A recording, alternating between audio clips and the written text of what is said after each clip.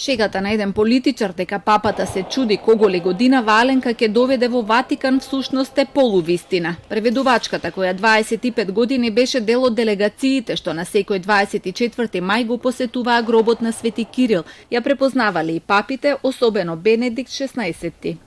Он кога ќе дојде ќе пак сте вие дојдели. Бенедикт е и нејзиниот фаворит меѓу сите тројца папи со кои се запознала и за кои вели дека биле љубезни и добри. Мене ми остана во срце вториот Бенедикт. Ме потсеќаше на баба ми, ни очи ја така, еден мил поглед. Аленка почнала да преведува од италијански уште во поранешната СФРЈ. Подосна им преведувала на Клюсев, на Глигоров, на Андов, Трајковски, Црвенковски, Георгиевски, Груевски. Последен пат во Рим била со поранешниот председател на собранието Трајко Велјановски, пошто решила да се пензионира.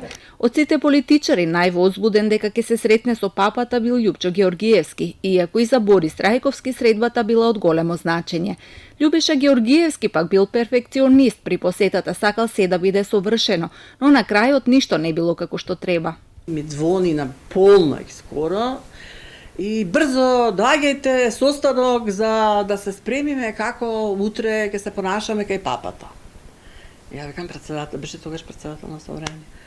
Викам, знаете што, таму нема вие што да организирате, бидејќи они ќе ве стават и ќе ве водат и нема. Не, ние македонците знаеме да си се растуриме, да си се шетаме, не.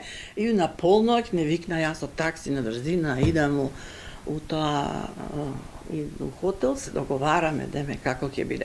И за Белја од трента доаѓаме таму, изгледа нешто папата каснеше, немаше воопшто приватна аудиенција, дојдовме таму, одма не пикна цела делегација, не слика и за џабе сите сценари. Се сеќава и на случката кога задосниле па со папата се сретнале надвора, подосна сите се шегувале со нив дека ги пречекал на паркинг.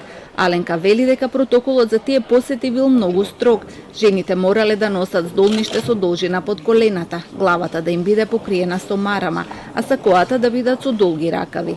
Затоа и самата се чуди како ја пуштиле внатре кога сега, разгледувајќи стари фотографии, најде една на која е со полукратки ракави. За да не носи марама се оправдувала дека таа не е дел од официјалната делегација, туку само преведувач. Ние на времето, ние бевме гладни и мислам, мене ми беше дури многу непријатно, пошто нормално стоиш до шефот на делегацијата, стоиш до папата и те гледат сите и тие него не гледат другите, него те гледат тебе и после кога се вратиме у Скопје, тоа леле како папата, како ова, тоа мислам бевме многу експонирани.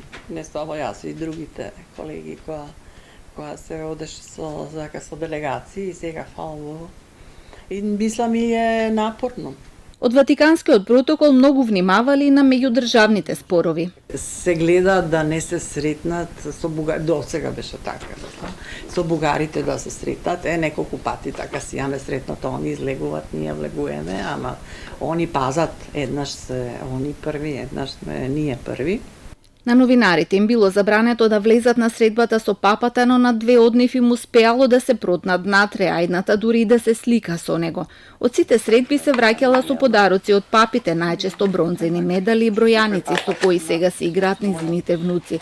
За актуелниот папа вели дека во поглед на подароците е најштедлив. Не бара да се изработат нови, туку ги дели медалите останати од неговите претходници. Не е зачудена од неговата посета на Македонија. Вели дека за разлика од претходните папи, кои исто така секогаш биле поканети да дојдат, тој е познат како шетач. Он е толку комуникативен, гледате кај све оди, по цел свет шета.